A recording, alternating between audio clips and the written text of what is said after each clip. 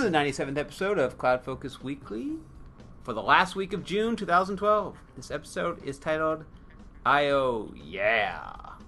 This CloudFocus Weekly is sponsored by Arkus, your cloud community experts. I'm your host, Jason Howard, and joining me, co-host, 97 times in a row, Justin Edelstein. Justin, how are you doing this very day? June is a really long month. Long month full of many podcasts. 5 podcast month. It is a 5 podcast. Well, July will be a insane. 4 podcast month. Maybe a 3. Maybe a 3. Are we going to do one next week? Let's get that out of the way. Because I don't know if I'm going to be around. No, we're not doing one next week. There you go. It's an executive decision. There will be no podcast next week, so listen to this one twice. Yep. Next week is July 4th. The week of July 4th, it falls in the middle. Most people are on vacation. Such a weird week when July 4th is on a Wednesday. Yeah. I guess this happens once every 7 or so years, right? Yeah, I mean, Tuesday it's easy. You just take Monday off. Sure. Thursday it's easy. Take Thursday's Friday great. off. Yeah, Friday, no-brainer. Wednesday's just kind of odd. I mean, it's not stopping me, but whatever. So we're not going to do a podcast. That is also will factor into our 100th episode. Right. Which now is only 3 episodes away. After this one. So that will probably put us, I think, and we're trying to coordinate it. We're trying to be smart and coordinate the same week that we actually started it 2 years ago. Ooh. Yeah, smart, right? Yeah. But remember, you are going to have to be ready with it's going to be an all picks episode. I think we should do the idea that we had back in March and do picks that we've already picked, go over them, do like a bracket, and do like a Sweet 16 of picks. Yeah, that's a great idea. That we've already done. But no one wants to hear picks we've already done. People want to hear like an all picks episode. But people who started listening at episode 80 might want to hear about a pick that happened in episode 13. All right, here's the thing. You have 5 new picks, and you pick your top 5 all-time picks. Okay. All right, so 10 picks each. Because it's hard for me to come up with new picks. You're supposed to be capturing these. Yeah, but just because you have 100 of them doesn't mean I have 5. I have so many, I don't even know what to do with them. Then at this I will point. take some. No, because they're not your you're picks. hoarding picks. I actually You're buy hoarding things. picks. I did. And my pick last week... You're a pick hoarder. My Grid-It from last week, I've had compliments on my Grid-It. People have seen it and gone, ooh, what is that? I've seen it and said, ooh, I want that. The other unmentionable person saw it and went on to Amazon on his iPhone immediately and purchased it. Yeah, well, he'll do that. Yeah, it's probably not He'll my do thing. that. He'll buy things like that. And then he won't use it. So No, I think he's going to use it. All right. So let's get to the agenda today. Let's do it. First up, as always, the blog.arkusinc blog pick of the week. What? Wow. The who now? Can we read this whole episode now? blog.arkusinc.com blog post of the week. Yes. Things. What is it? What's the title of it? It blog. was mine. I think Yep. I called it the Salesforce Admin Trinity. The Trinity. Yeah, I was trying to write a shout out post for all my admins out there, for all my peeps. Okay. My certified admins who are, keeping the thing running, keeping the wheels turning, spinning, making sure that Salesforce is working for their users. Right. And I tried to point out some of the things that they do that aren't so apparent necessarily. Right. I won't point out all 3 of them, hence the Trinity. Don't even point out one of them. Yeah, you can go to the blog post, read it yourself. If you're an admin, it's very self-congratulatory. You already know that you do these things. If you're looking to hire an admin, you should use these things to ask them if they can do these things. Yep. And I just felt like writing an ode to the Salesforce admin since I've been doing it for so long, and there's so many selfless tasks that happen throughout the course of time administering the system that I figured I'd mention a few that people do that users may not even realize are happening. Yep. So that's on blog.arkusinc.com. Next up, kind of interesting one. This actually came out last week. A story on... It's a blog post. Oh, sorry. A blog post on blogs.salesforce.com. Yeah, the Salesforce company blog, as opposed to... They have this whole blog network. The company blog, the product blog, the strategy blog, the cloud blog, the community blog, the developer blog. I feel like a bunch of these don't get updated very often. No. Well, that whole chatter blog disappeared. Yeah, there's not a whole lot of... Yeah. Here's the thing about blogs. If you're going to start a blog, you got to keep up with it. You should. I would say set a slow pace. It's like running. Set a slow pace and do the slow pace as opposed to trying to sprint the whole way. Yeah. It's like we know one people love starting their blog and doing like 6 posts in 8 days. Right. And then you've now like set an expectation. Right. Like Mike Gerhold, the Monday morning, the Monday AM admin or whatever he does, he has a good pace. He puts out a post every Monday. Right. And you know, on Monday, if you pop into your reader, you'll have his Monday AM post. That is true. That's it. So this one is about it's Salesforce and the email-free intern. Yeah, this is interesting. So they've hired an intern. They've given him a Twitter handle at @endofemail, which I'm actually going. When I looked at it originally, when the post was initially posted, there were not too many followers of this. He has 196 followers. Still not too many. I'll give him one more. I'm not. Okay.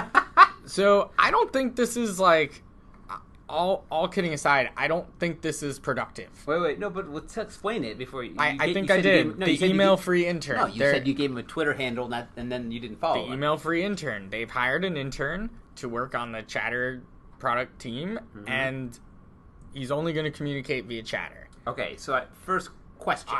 I have all these questions, and I don't have answers to a lot of them, I imagine. Go ahead. You start. All right, questions. Does he actually have an email? So he has no email client? I don't know how he can't have email if he has Chatter, because he had to have gotten his login somehow. Like, I don't understand it.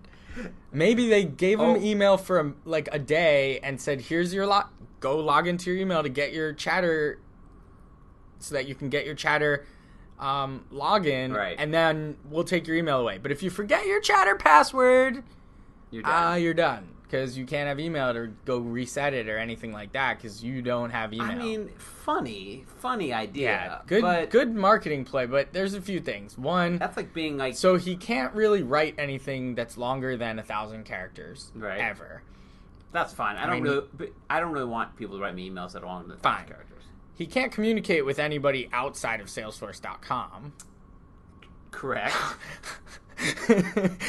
So there's this intern that I guess interns don't always communicate externally. He's not an extern. He's an intern. Right. He's only internal. He cannot even talk externally. And like, I feel as though there's a lot that email does still really, really well that Chatter like can't do. He's gonna miss so many things that are directed at him to do by only using Chatter because it doesn't have that state. I know it has like ads, and I know it has bookmarks, and I know if you don't have email and people can't contact you, then it's not gonna miss anything. You might have less things to do.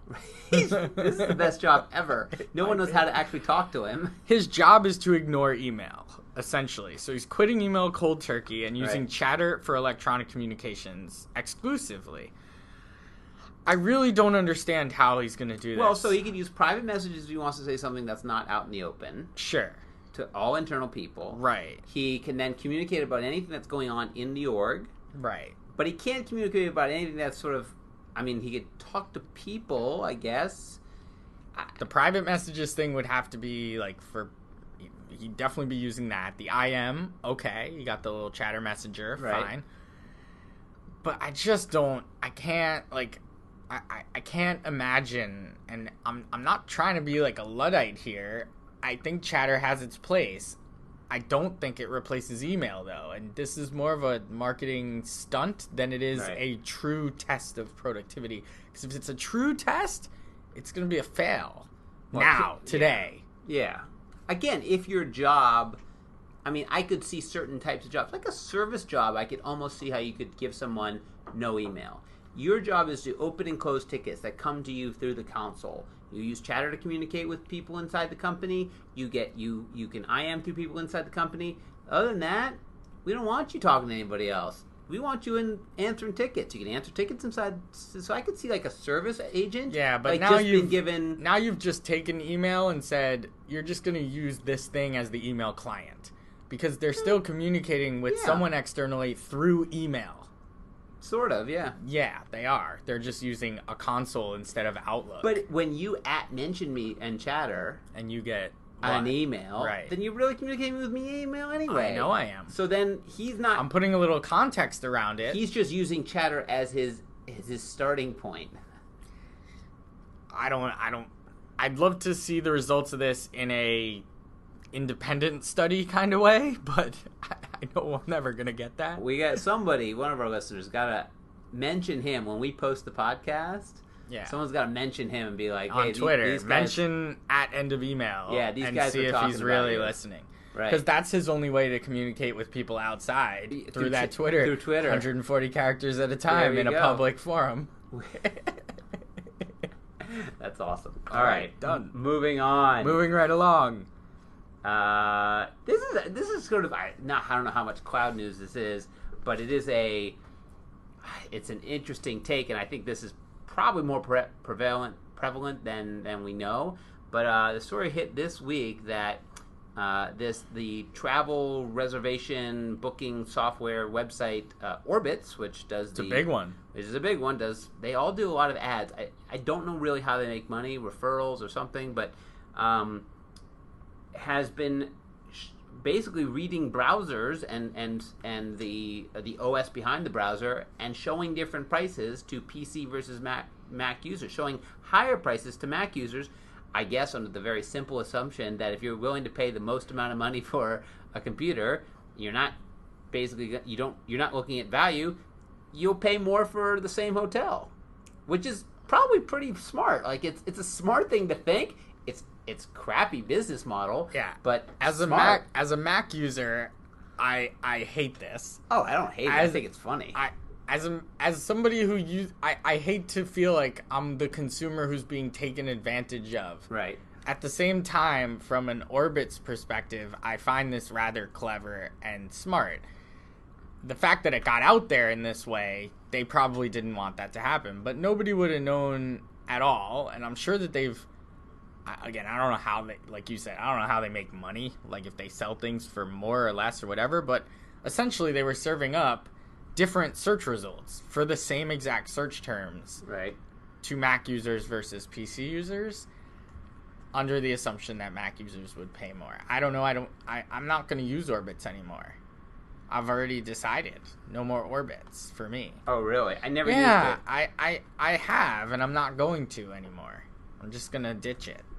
That's it? You're done? Yeah, I find that offensive as a user of Macs. I love that you find it offensive. Well, I do. It offends me that you would not show me. Like, why would you keep? Like, the only reason why I'm on Orbitz and not, Marriott.com is because I want the price of Orbitz because they get things for cheaper sometimes. Yeah. Like, otherwise I'd call the Marriott and I'd make my reservation. So if you're not going to show me the cheaper price because I'm on a specific computer, well, then I'm not going to go to your website. I honestly I never book through those sites. I use Hipmunk, which I think I've made one of my picks of the week, speaking of great picks, to see flights and to basically see when they're coming and when they're going. That will then tell me which one to go to. There's only so many airlines that fly out of JFK LaGuardia, so I'm always basically going to the 5 that I know. JetBlue, United, American, and Virgin and Delta. Those are sort of the big ones out of this hub. So I just go to their websites and I book it right from their website, straight up. If I'm doing hotels, I do searching on Google, find it, and then probably go right to their hotel website and book it right on the hotel. I'd like to assume that and it's probably a bad assumption, but I'd like to assume that when I go to the hotel website, I'm getting the better price. And a lot of the hotel websites are now putting that, like, we guarantee that this is the best online price because they want you to go there. They want you to be on their website to look up stuff. So anyway, I don't know. I mean, it's totally bad business, but yeah, but it is. It's a little bit funny. A little. It's a little bit funny. It's almost like here's an analogy. Being a car owner and driving up in your Mercedes, and then when you go to plug in to get gas, the gas price is more. It's like, oh no, it's 10% more for you. When you go through the drive-thru at McDonald's, the 99-cent menu goes to $1.99. $1.29. Yeah. Because we know you can pay more. Sort of not a great business practice. I mean, I'm sure the Mac community's PC community might be very happy with that, but yeah, it's sort of a bad business. Then the really big news of the week was Google I/O, which is their annual user conference. It is I mean, they're all sort of doing this now. I mean, Microsoft does this, Apple does this, Google does this, even Facebook. I think they call theirs F8 or F7. I think they call it one. It's like F something like that year. But it's their big. We're going to announce stuff. We're going to make a big splash. And they announced a lot of stuff at Google I/O. I don't think... I mean, Google is a cloud computing company, so almost everything they announce is sort of cloud computing sort of in the wheel well. You, of course, have been heads down with a project, so you don't I have not had a chance. I've been, creamed by this... blindsided by this project that... not blindsided, but just... Blindsided run over by going on for 6 months? Run over by a truck. So I have not been able to even read anything. So you're going to have to walk me through. Yeah, so I think here's the big news. The big news is that Google's back in the hardware business. That's the big news. Well, they kind of go in and out. Aren't they selling the glasses? Well, that's other big news. Oh, all right. Yeah, sorry. That's part of being in a hardware business, isn't it? Selling hardware glasses. I guess so. So they're selling the Google Glass project for I think it's $1,700. It's a developer version, so you can buy it to use to sort of play with as a developer. People got their hands on it. Interesting stuff ensued. Saying it's cool, it's got thing, it sits on thing, your battery pack goes here. It's like all sorts of. I haven't read a ton about it because people only got a second or two to play with it. So it's a developer edition, so it's not really production ready for an end user. It's really just to get your hands on the APIs and see if you can make something happen with it. That was big news, but the bigger news was how they launched it with the guy skydiving with it on the live camera as they did it. Yeah, it did some sort of interesting stuff. The other thing is the Nexus line. So Google's launched this Nexus line, which is a phone, a tablet, and what is called the player. It's called the Nexus Q, which is their, I would say their Roku / Apple TV killer. Killer or competitor? Well, you always have to say killer because it's more it's more fun. Yeah, and it is. So I just navigated to the website. I'm now looking at the Nexus Q. Good. Meet the world's first social streaming media player. Yeah, it looks cool. It's round. It's like a sphere. It's a sphere. It hooks up to your speakers. It runs a version of Android. It's got good speaker hookups there. Yep, and it really is. It's supposed to be. You can use Google Play, which they're now going to have TV and movies in Google Play, and you can same sort of stuff. You can watch movies. You can stream movies. Your friends can come over with their Android tablets and just play the music right through it, stream it to it. It's got all that kind of stuff. The one thing that I would say, kind of I was immediately blown away about is its price. It's priced at $299. So tell me why I want this. I can't. First of all, I think you have to be a big Android family. So I'm looking, right? It's got music. Yeah. That's presumably your Google Music stuff, if you're using Google Music. Movies and TV. So where are those available? From Google Play? Yes. YouTube, which I think everyone can agree YouTube on a TV is just stupid. Well, it's just also where can't you get YouTube? Well, it's just stupid. I have YouTube on my Apple TV, and I've had Apple TV since basically it came out, and I've never gone on YouTube on the Apple TV ever. It's just I got this big TV in front of me. Let me watch some stupid cat video. Well, also just low quality. I mean, that's what I mean, stupid grainy crap. I know, with the new phones, everything's gonna be HD and whatnot, but still, YouTube is not what I want on my TV. I mean, I can't understand why this is triple the price of a Roku or an Apple TV. I think what it is it's saying, it looks like it's really good hardware. It's got a very powerful thing in it. But it's really saying, hey, listen, you don't use Apple TV because you can't get to Google Play. Oh, that's why? Yeah, you don't use, you can't. You don't use Roku. Roku can't get to Google Play. It can get to Amazon stuff, though. So I think this is if you want to be in the Google Play world, if you're an Android tablet user, Android phone user, and you've been missing out, haven't gotten that Apple TV thing because it's too Apple, and you're not into iTunes, I think this is your answer. Now, why it's $300 versus, $99? I mean, Apple TV is $89. Yeah. It looks like it has more speaker hookups and stuff, so it looks like it has more hardware. But just to cut into this Nexus line, right? the tablet is less expensive than this thing. Oh yeah, tablets. And that's like so. I guess Apple sort of set the market for me. Yeah. Like when I think about, the set-top device versus the phone versus the tablet, like right. the prices are like that's how I think of the prices, right? Like the set-top box is the cheapest thing, then the phone, then the tablet. Right. And Google's kind of got it a little bit different, right? They've got the Nexus 7. right. They've got the tablet cheaper as like one of the cheapest things. Right. The tablet. So I don't know. Just Their phones it's are hard to wrap my $349. head. Well, Yeah. that's what I mean. It's hard to like wrap my head around. They've got it completely, almost reversed. I think it's probably the hardware that's in it. But here's the thing: Google. The big announcement is Google is going hardware, and Google is going. Google is pushing Play, and Play is now not just the apps that were in Play before. It's now music, movies, and I think TVs. I don't think they're doing TV yet, but competitive. You can rent. You can. So it is an iTunes type competitor. So that I think is big news. And again, I'm the guy who buys everything. I literally will buy everything. I know. I don't care. I know. I looked at this and I thought, okay, great. I have a Roku. I have an Apple TV. I will buy this. Why do I need it? And I kept going. It doesn't do anything that I can't already do except for access to Google Play. So I of course have not bought it. But the other two big announcements. I can say I've never even really been in Play. I'm actually going into it right now. Well, it's new. For the it's first time. been It's not launched. that new. Well, they launched it a couple months ago. They rebranded it and relaunched it. Anyway, let's go on.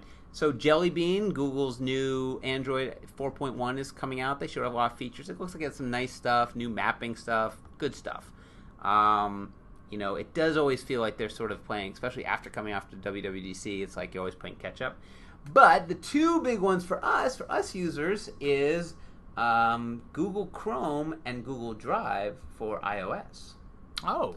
Those were announced and they're available now. Fantastic. I was going to make them my app pick of the week, but I thought that was Google Drive for the iOS. Yes. Now replaces one of our picks that we've made in the past. No, it doesn't. No. Why does it not? Can't edit. Yeah. Why won't they let me edit? They won't let you edit.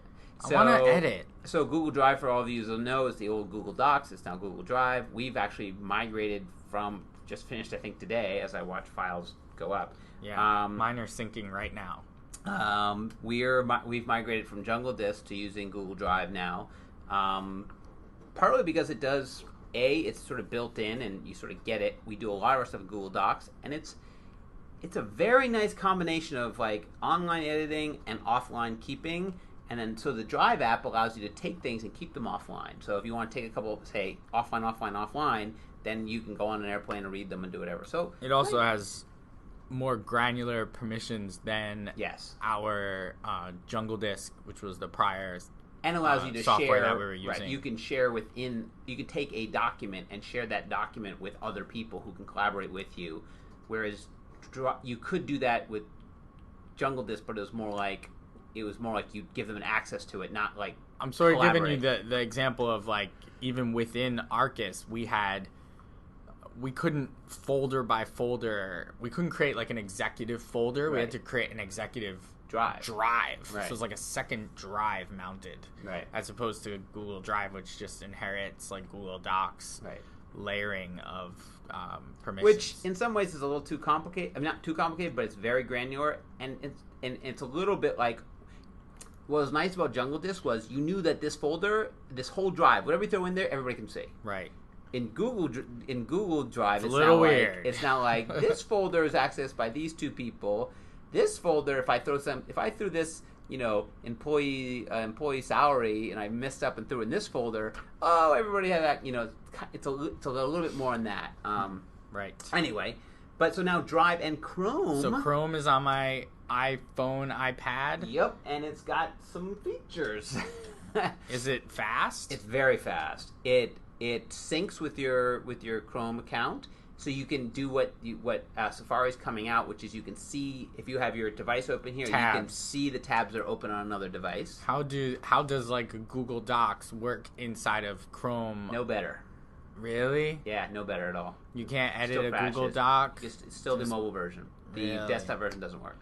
Still that Rightly version. It crashes Google Chrome. And I gave it kind of a fail on that. It's like That's a bit of a fail. You got to test that. Yeah, well, you should make it work. Don't launch it till that works. Because that seems to be a big one. Your product should work together. Well, we know they bought that offline editor, so I'm sure that's what they're going to go with. They're going to create Google Drive. That Google Drive that we have now is going to come with editing soon because they bought that.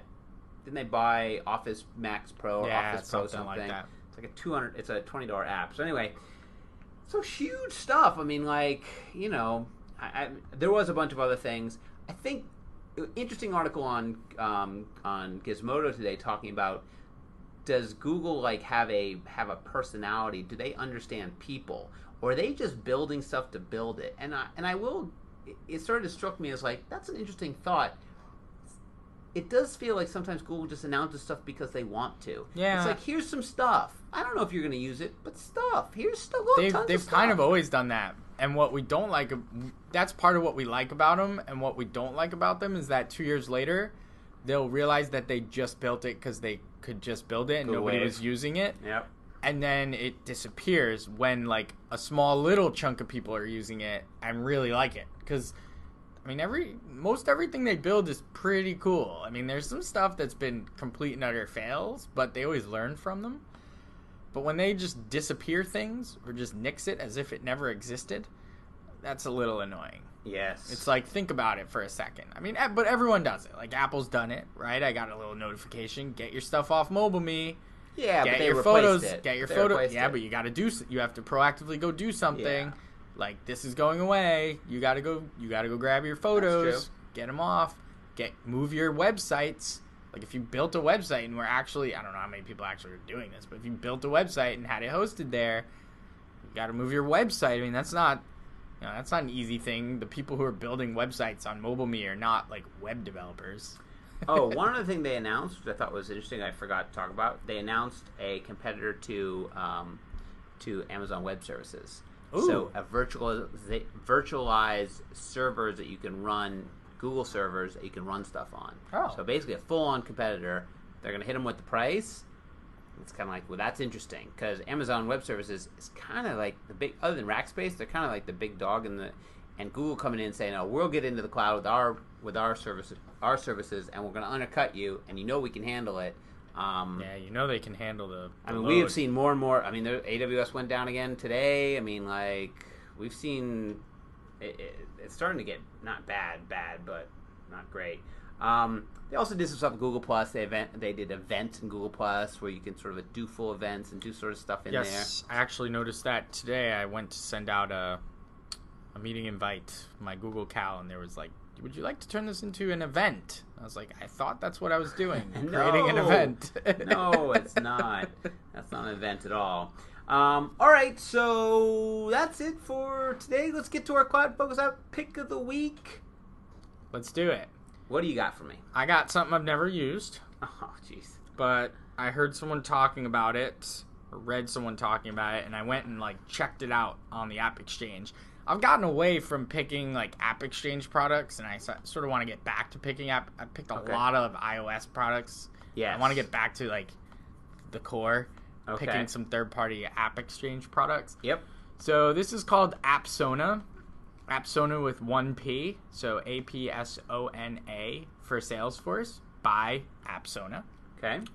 And it is the ability to take Salesforce data and run really complicated filters, kind of like what the new reporting engine has allowed you to do, like cross-object, cross-filters, but format them in ways that make sense to a user.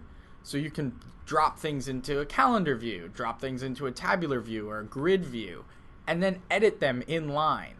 Okay. So you're creating like a cross-object search report, and then once you get your report back, you can edit the data in the report in line. So it's like almost like creating a enhanced view with crazy searching abilities cross objects. Wow. Right. Sounds pretty cool. neat, right? Yeah. And allows you to visualize the data in different ways. So not just a tabular view or a grid, but also drop things on a calendar if you wanted to. Okay. So really neat. They call it the ability to do grid editing, importing, updating, exporting via CSV, mass editing, deleting, and a bunch of other productivity features in a native Visualforce app with a Web 2.0 feel. That's kind of how they describe it. I looked at a bunch of the screenshots, read a bunch of the reviews. They have 52 reviews, 5 stars. It's a pay product. I don't know the price. $120 a user per year. There you go. You've got it. 9 nonprofits, 10 free sites, 10 free seats, $72 per user per month. Per year afterwards. So 80% discount. So there you go. Oh, actually, it's not 80%, but okay. So for Enterprise Edition, it's essentially $10 a user a month, or $120 a year. Right. Per user that needs to use this. This seems like it's like a higher end, somebody who's doing a lot of manipulation of data. Right. But gives you a really nice user interface from what I can tell of the screenshots on how to, get to some complicated queries, import, export, change in line. Thought it was a really great app written up by somebody somewhere. Wish I could give him credit. I think I saw it on the Dreamforce app. Somebody was mentioning it, or maybe on Twitter. Nice. But yeah, I figured I'd throw an App Exchange app out there for people. And it's not done by Force.com Labs. Not done by Force.com Labs either. The love of Force.com Labs has dropped. It's dwindled. I'm sorry, but I've run into far too many issues with their unmanaged packages.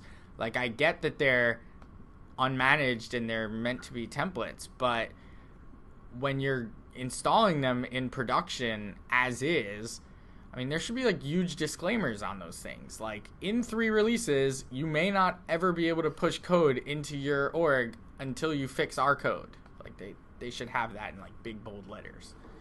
Nice. They should actually, what Force.com Labs should do is for every unmanaged package that they release, they should release a managed version.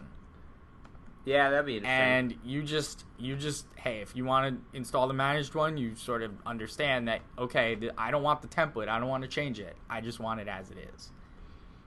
I feel like they should do that. Nice. That way, it won't break anything. It's right. managed. It's sort of off on its own. Yeah, and I think that's why it's Labs. But it's true. Like, I understand Labs now for what they do, but I don't think clients understand Labs. No. It's like, oh, no, this is just stuff we're just building for the sake of building it. We might never, ever touch it again. Right. Have fun. And just if it scratches your itch, great. But it's almost one of the reasons, like, that's why you pay for apps. That's why you pay for apps. Even us. We have 2 apps. They're free. They're managed. But our level of commitment to them is we're going to keep up with them. But if we don't, in some future state, we might not. But they're free. And that's sort of what you expect at free versus you pay for something, no matter what you pay for it, you kind of expect someone to be sort of to keep up on it. Every release, there should be a release. Yeah, well, Google Wave, we paid for it in theory, so we expect. All right. That's a good one. So my pick, I'm going to go back to hardware. I like when you go hardware. I do hardware. I am doing a Kickstarter project, which I got. Oh, you love Kickstarter. What is that Kickstarter? thing? So, I'm holding up something that none of you can see, but it is I can see it. The Lunatic is made by the same... Oh, is that how that's... Okay. That is made by the same people who did the Nano watch band that you could put the Nano in. Yeah, that you bought and never used. I used it a few times. But then they created something called the Lunatic, which is basically, it's a very simple thing. It is a pen that has a nice pen and is also a stylus. So if you were to do stylus-y things, because playing on your iPad with the stylus is nice, and when you're drawing or looking, and some people actually like just to do stuff on it with their stylus. What app am I? What am I in? Well, I don't know. You're in something. How do I get out of where? Oh, there it is. There's probably you're in a high-end one. I'll put you on. Get me out of this high-end thing. I'll put you on paper. There we go. I need paper. All Clear right, this out. Whoa. What are you doing? All right, there you go. Okay. Thanks. All right. So he's writing. This is the most interactive pile. I just wrote stylus. Yes. On a blank piece of paper. Swipe up from the bottom. Well, you can do it with your stylus. Oh, I can do it with my stylus, can I? Yeah, you can pull up different. We can pull up different. Oh, types of, okay. So I can write calligraphy. I think this is one of my other picks of the week, which was stylus. Anyway, it's called the Lunatic. I don't even know. I think it's something I funded 3 months ago or something. They just shipped it. It is a it is a nice little stylus, and I find that even though I love my iPad, I find that I don't like drawing with my finger. I just don't like drawing with my finger. I like drawing with a pen. So this thing, put it in your backpack. It's both a pen and a stylus at the same time. Well, you should put this in your Grid-It. I will put it in my Grid-It. Did you not think about putting this in your Grid-It? No, it's going to actually go in the front of my backpack. So it's called the Lunatic Touch Pen. They say it does paper and pixels.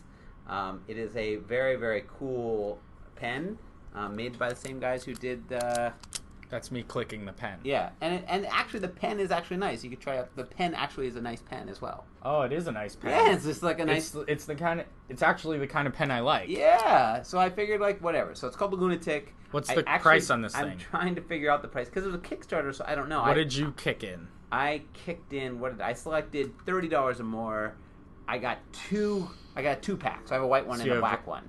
What is a white one? Oh, it looks white. But what color ink? Oh no, it's that's black, ink, so it's yeah. black ink. So it's $30, so $15 a piece. I don't know. It's probably about that. I mean, my guess is that's. I'm not a huge draw on the iPad person.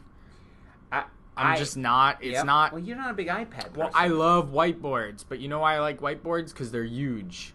So if you had a big iPad. If I had a huge iPad, I would draw on it. Oh, but that's called a whiteboard. I really like whiteboards because they're really big. I can't do things in the space. The iPad's too small for me. I'm trying to find the price here. I don't know what it is. I think it's... Well, it's on Kickstarter. Can you still fund it? No. It's closed. It's closed because I have it in my hand. It's funded. Yeah. But now they should be selling the product, yeah? The company? Yeah, so they should be selling it. I'm just trying to see if there's... I can't find a price. Anyway, it's called the Lunatic. Maybe it's one of those things that you can't... Why don't you spell it? Because it's spelled a little weird. Oh, Lunatik. Right. Lunatic. By TikTok? By TikTok. But, I mean, it's got this specialized front. I mean, if you feel that this is different than the front... I know you and the partner that shall remain nameless both have iPad styli. Yep, stylistics. Stylized. I don't. I don't even have an app on my iPad that I can think of that I would use a stylus for. I don't have a drawing app. It doesn't have to be a drawing app. That's what's interesting. Well, I know you can just use it. You can just use it, right? So you can sit there and say, type with it, but that doesn't really make a whole lot of sense to me.